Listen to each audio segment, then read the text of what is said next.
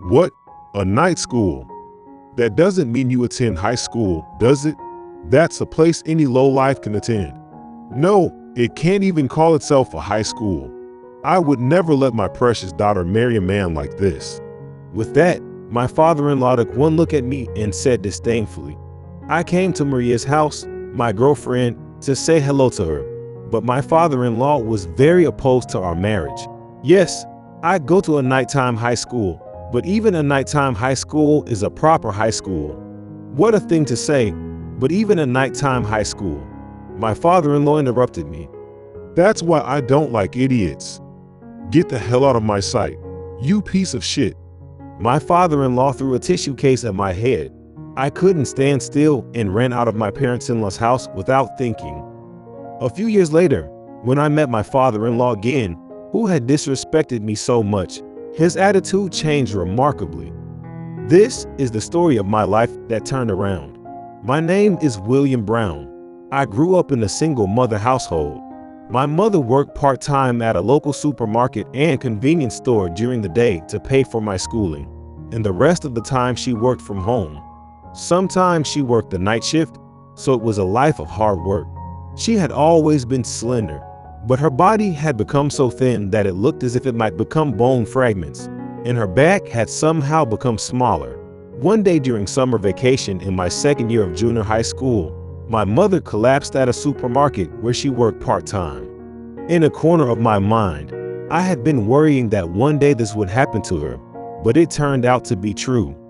Fortunately, it did not turn out to be serious, and my mother was soon released from the hospital after a few days of hospitalization.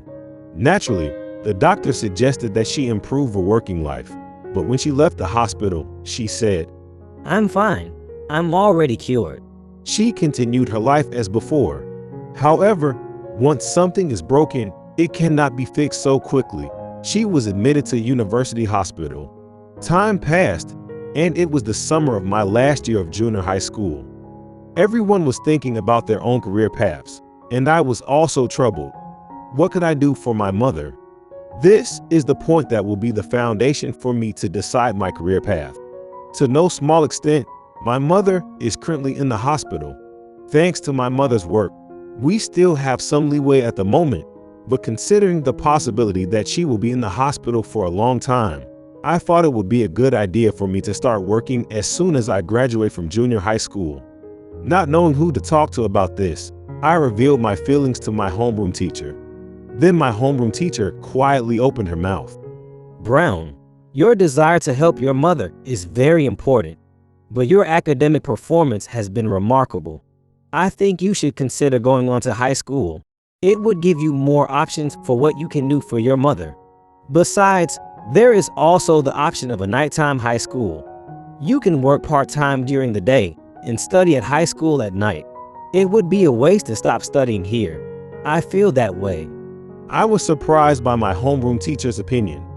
At the time, I had never heard of a nighttime high school. Do I want to work after graduating from junior high school? Or go on to high school and study? Those were the only two choices I knew. But if I attend a nighttime high school, I can earn money for my mother's hospitalization and living expenses while also studying. And I would be able to do more for my mother in the future. My worries about my future career were quickly cleared up. In the following spring, I entered a nighttime high school without incident. As soon as I became a high school student, I immediately looked for a job. I looked for part-time work at convenience stores, light night work, and physical labor at construction sites. I didn't choose a job, but did whatever I thought I could do. At night, I went to high school to study. Whenever I had a little free time, I would go to the university hospital to visit my mother. The proximity of the hospital to my house was a big help, but this kind of lifestyle, even if I could earn money, would not allow me to spend much time with my mother. This was a concern. I was killing some time before visiting my mother at a coffee shop in the hospital when I noticed a cute handwritten note in a paper napkin holder as I was taking out a napkin from the table. It read, "Hospital coffee shop staff wanted. Won't you work while being healed by the beautiful scenery and the aroma of coffee?" This is it, I thought.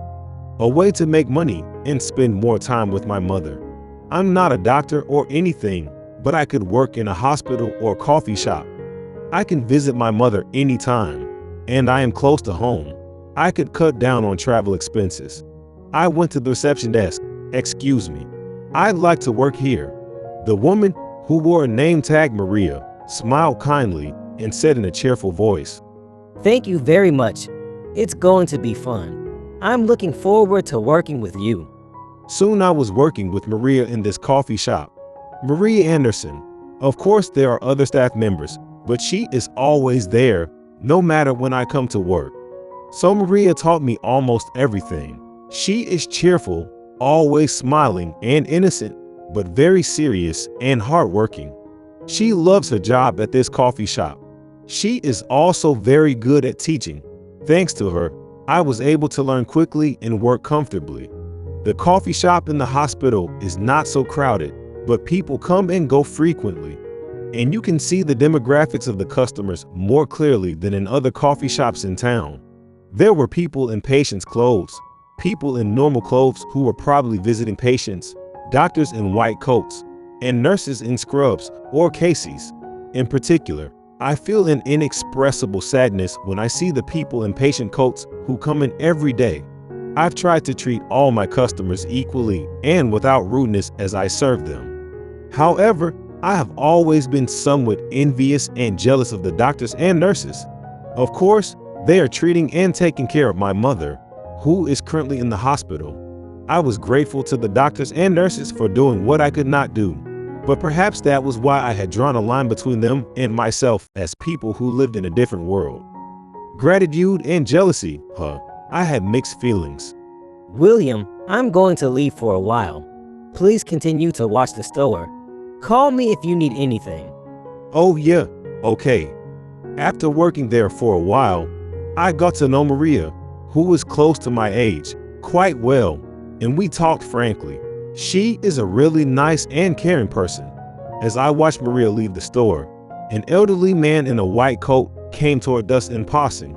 He was of a stature not often seen among coffee shop patrons, but his face was familiar. Oh, is that William? Oh, clinic director, thank you for your help. Oh, I knew it. I'm sorry I haven't seen you for a while. How old are you now? I turned 17. What? You are already 17 years old? Time flies. Ha ha ha. The director was my mother's doctor. The director of a university hospital is usually a man who sits on his laurels, but he was different. Unlike other doctors, he was not pompous and had a human heart. He remembers each and every patient he treated and their families, and his skills are unquestionably superb. He is literally impeccable, a wonderful doctor. Because he is such a person, he is very popular among doctors, nurses, and patients, and is always busy. Many of his patients come all the way from faraway places to see him. Because of this, he sometimes laments that he has little time to spend with each patient. I just happen to have a little free time, so I dropped by a coffee shop for the first time in a while. I like the view of the courtyard from here. It's very relaxing, isn't it? Yes, it is. I just sit and stare at the view. Ha ha ha, that's right, that's right. By the way, you are dressed like that at this hour. Have you become a staff member of this coffee shop without my knowledge? Yes, I am. Yes, it is. This place is close to my house, and I can visit my mother easily. It's a really good place for me to work. And as you said, the view is great. Oh yeah. But at your age, he must be in high school, right? I know it's none of my business, but don't you go to school? I go to school at a nighttime high school. My classes are at night, so I work here during the day to pay for my mother's hospital bills, living expenses, and so on. I see. That's a very good way of doing things. As expected of William, you're as smart as ever. The chairman put his hand to his chin and thought for a moment as he said this. Doctor? Yes, I have an idea. Why don't you listen to it? The director recommended that I work at the hospital as a nursing assistant. A nursing assistant.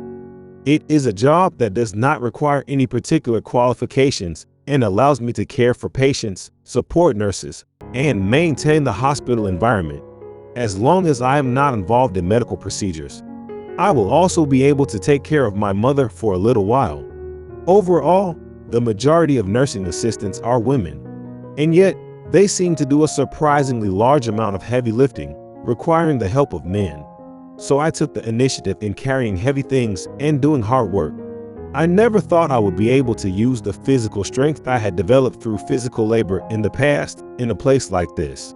I was taking a breather when the head nurse came from the other side of the room. Mr. Brown, thank you for your hard work. Since you came here, I've left most of the work that requires strength to you. I'm sorry about that, but I really appreciate your help. Thank you. It was nice to be thanked. And when it comes from the head nurse, it is a nice encouragement on my mind. To be honest, working as a nursing assistant is hard. It is harder than any other job I have ever had. However, when I receive appreciation and joy like this, the hardness of the job disappears. It may seem trivial from the outside, but to help someone, to make someone happy. I am very happy to work for people in the hospital. I felt a sense of purpose in my work at the hospital. Among other workers, I longed to be a doctor who could save many people. It was at this time that I first began to vaguely think that I wanted to become a doctor. Until then, I had been working hard to survive. But I thought, why can't I have a dream like this? If I work hard, I can even become a doctor, right? I felt excited for the first time in a long time.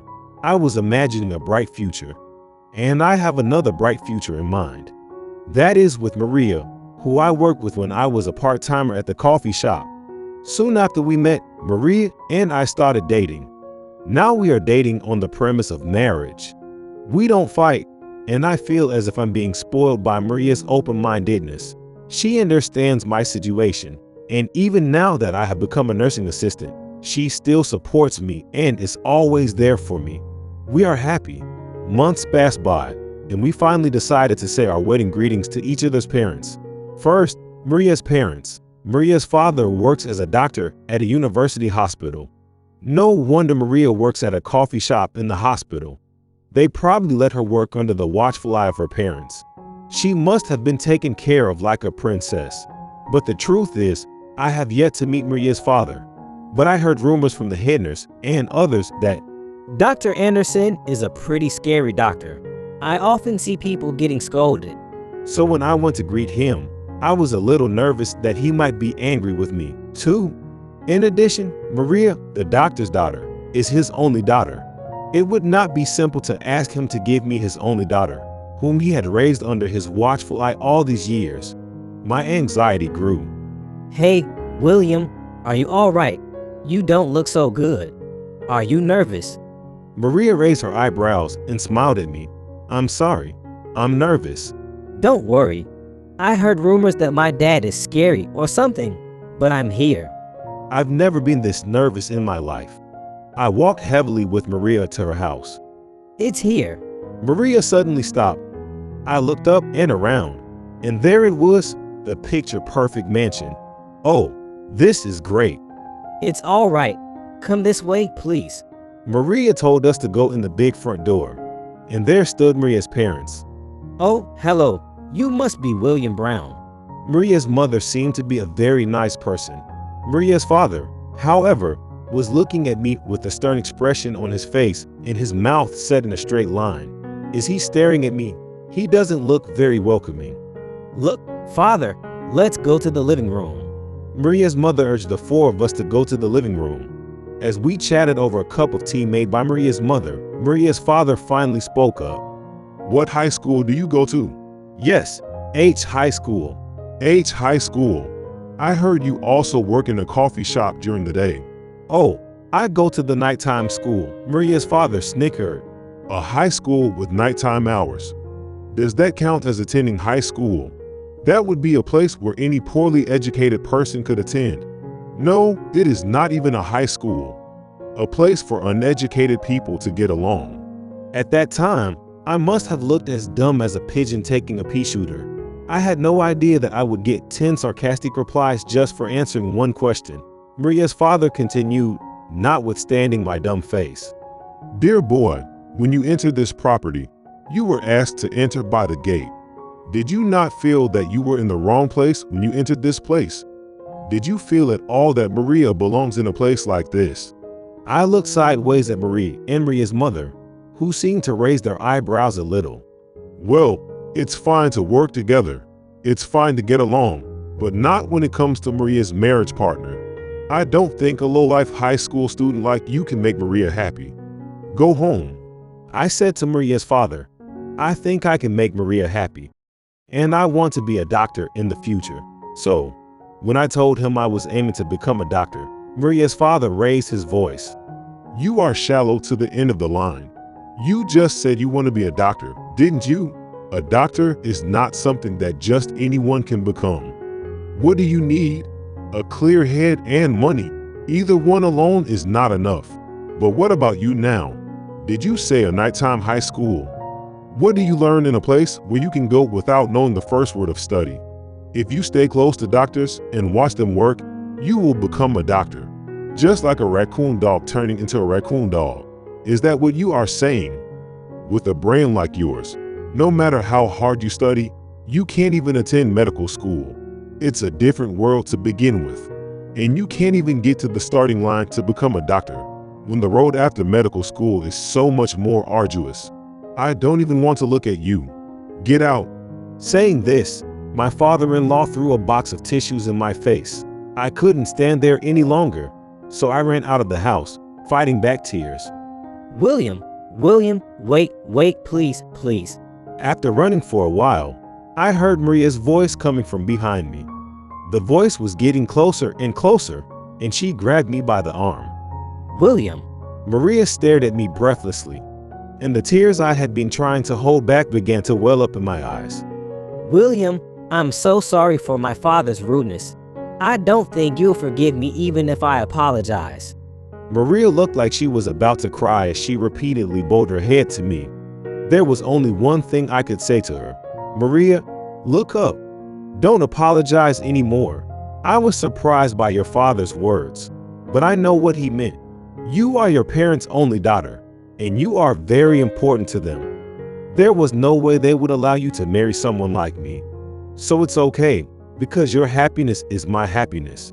I was ready to step aside from Maria. It was frustrating, but I had no choice. But I would do what I could. I would never give up anymore. Time passed, and 20 years have passed since then. I am now at a university hospital in my examination gown. University hospitals have good facilities. I had some free time, so I was chatting with the director of the hospital. Then I hear a familiar voice from a little distance away. Well, isn't that the director? Hello. The owner of the voice was getting closer and closer. At first I could not remember, but when I saw his face clearly, I remembered. Oh, I'm Mr. Anderson. How are you doing these days? It's been a long time since we talked like this before. Mr. Anderson, this is Maria's father. The director was standing next to me, and Maria's father was in front of him. He seemed to be oblivious to my presence, and after chatting with the director for a while, he finally turned his attention to me.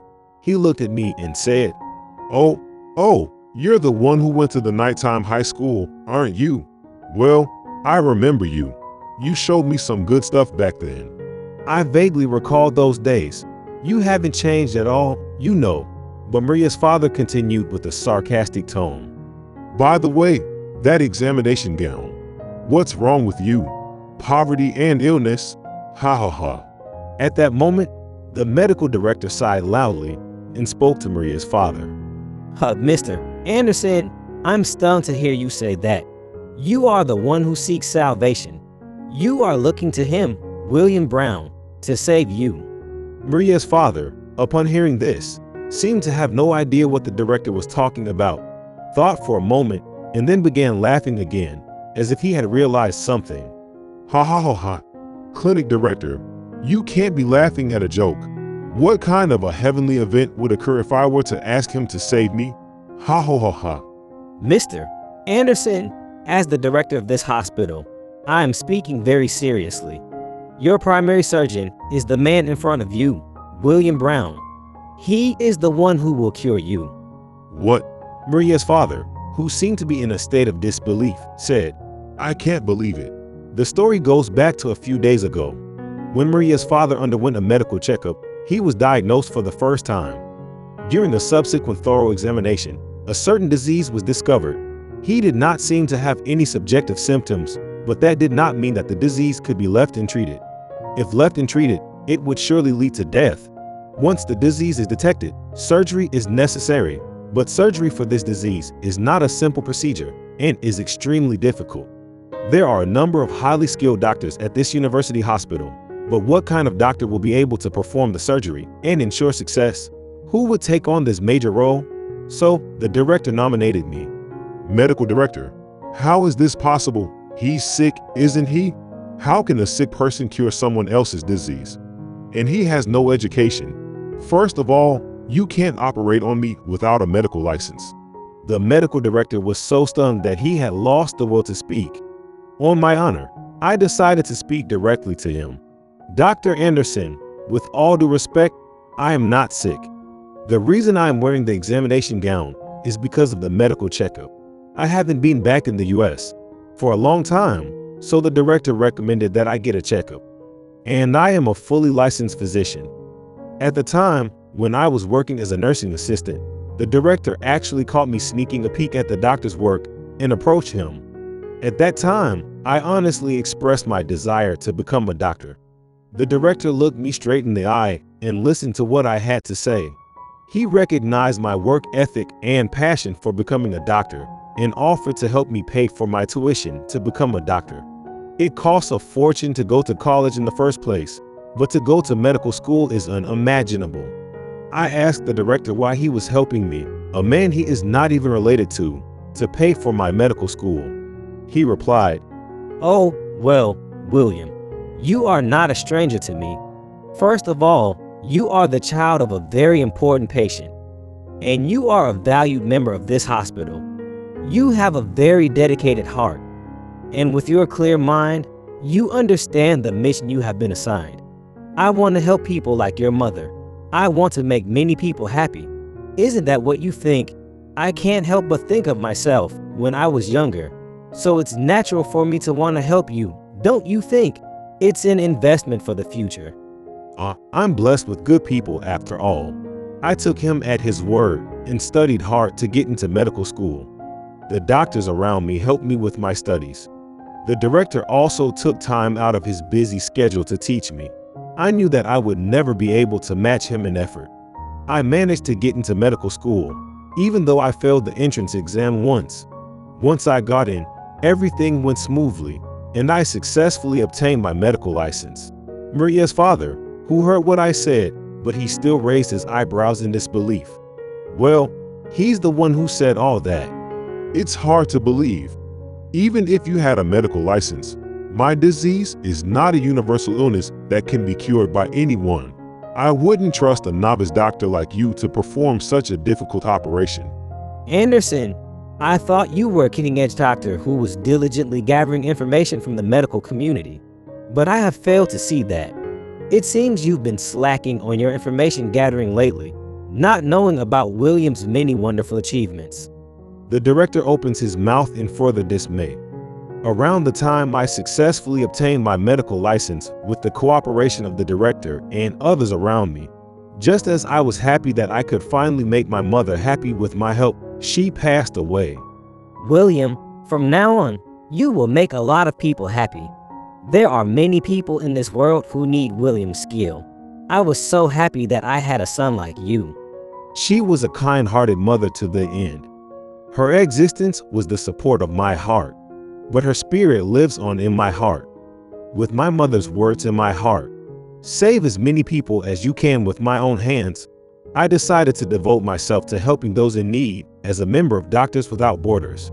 In this job, there are opportunities to go to dangerous places. In some places, medical care was not yet developed and treatment methods were not the same as in the US. In other places, infectious diseases were rampant and the treatment methods were not the same as in the US. There were also places where infectious diseases were so prevalent that I felt I was even in danger. Still, I went there regardless of the danger. Thankfully, my tireless efforts were recognized around the world. and I am now a surgeon who is sought after by surgeons from all over the world. Even in the US, I am treated like a big shot in almost every hospital I visit, which is embarrassing.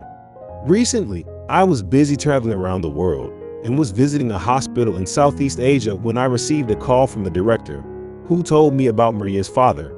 He was a man who had rubbed me the wrong way, but I had no reason to refuse him when he asked for my help. Without a doubt, I flew back to US for Maria's father. The director of the hospital personally told me about Maria's father's condition, and I agreed to be the primary surgeon in charge of him. He said, William, no, you're the Dr. Brown of the world now. I'm really grateful for your help. I know you have mixed feelings about this, but please spare him. What an exaggeration. Besides, I can keep my personal feelings separate from my professional life. 20 years had passed since then, but it must have sounded like a sudden development for Maria's father. He still had a look of disbelief on his face, but the time for the next examination was approaching, so I said, Dr. Anderson, I will definitely cure your illness so that you can work as a wonderful doctor again in the future. I will make sure the surgery is a success. The director nodded yes, and Maria's father looked doubtful. I left and headed to the next examination room. Another few days passed, and it was the day of Maria's father's surgery. As I had expected, the surgery was very difficult and took several hours. Still, the surgery was a success, and now, depending on his recovery, he would be able to return to the field soon. It was the most nerve-wracking and difficult surgery I have had in a long time.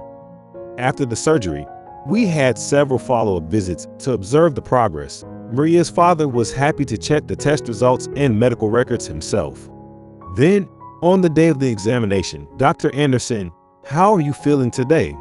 Is there anything unusual going on? He said, No, Dr. Brown, thank you so much. My body is undeniably getting better every day thanks to you. Hey, Dr. Anderson, is he overdosing him with some kind of drug? You're a real piece of work, Dr. Brown. Please forgive me for my past rudeness. If I had been the one to perform the surgery for my illness, I can honestly say, it would not have been a success. You managed to do it in just a few hours. Your skill is a treasure of the US, let alone the world medical community. I am truly ashamed that I did not know of the existence of such a wonderful doctor like you. I have been so arrogant. I know it is not proper for me to make such a request, but I am ashamed to say this. Please, when I become a doctor again, will you allow me to learn your skills and knowledge directly from Dr. Brown? Dr. Anderson, you are going too far. I keep my work and private life separate, so please don't worry about it. I am still in the process of learning. If you have been a doctor for as long as Dr. Anderson, I am sure you have all the skills and knowledge that I have. Anyway, for now, don't think too much. Just rest and relax. It's just doctor and patient now. I said something harmless so as not to cause any emotional stress and left the room. Well, it was funny to think that someone could be so perfectly hands-off, but I got myself together that day and went on to the next patient. Maria's father's condition has remained stable since then, and he will soon be able to leave the hospital. It is his turn to save many patients again as a doctor. I happen to have some free time, so I stopped by the coffee shop where I used to work part-time for the first time in a while. Welcome. A young man about the same age as I was at the time was working there. He, too, was looking out the window at the view. Yes, this view is nice, isn't it? I know what you mean, young man. I was busy, too, but this view was still as beautiful and soothing as it had been since then. Then I heard a familiar voice in the distance. Is that William?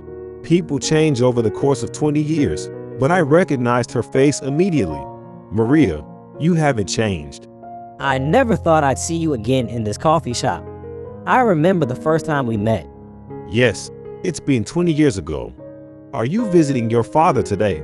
Yes, I had a few minutes before visiting time, so I thought I'd drop by. I just had a few minutes before visiting time, so I thought I'd stop by and see who saved my father's life. William, no, I've heard about Dr. Brown. I've heard about how he saved the world, and how he came around and saved my father's life. I can't thank you enough. Thank you so much. Maria shook my hand excitedly. I looked at her hand in surprise and saw something shiny on her left ring finger. A ring. Well, after 20 years, yes, a woman like Maria would have been popular. Well, I'd be lying if I said I wasn't sad, but it seems I've been staring at Maria's wedding ring for quite some time. Maria opens her mouth. Oh, here it is. I got married a few years ago.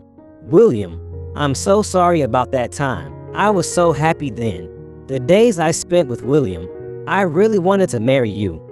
But the day you came to my house to say hello, I think I hurt you more than I could have ever imagined.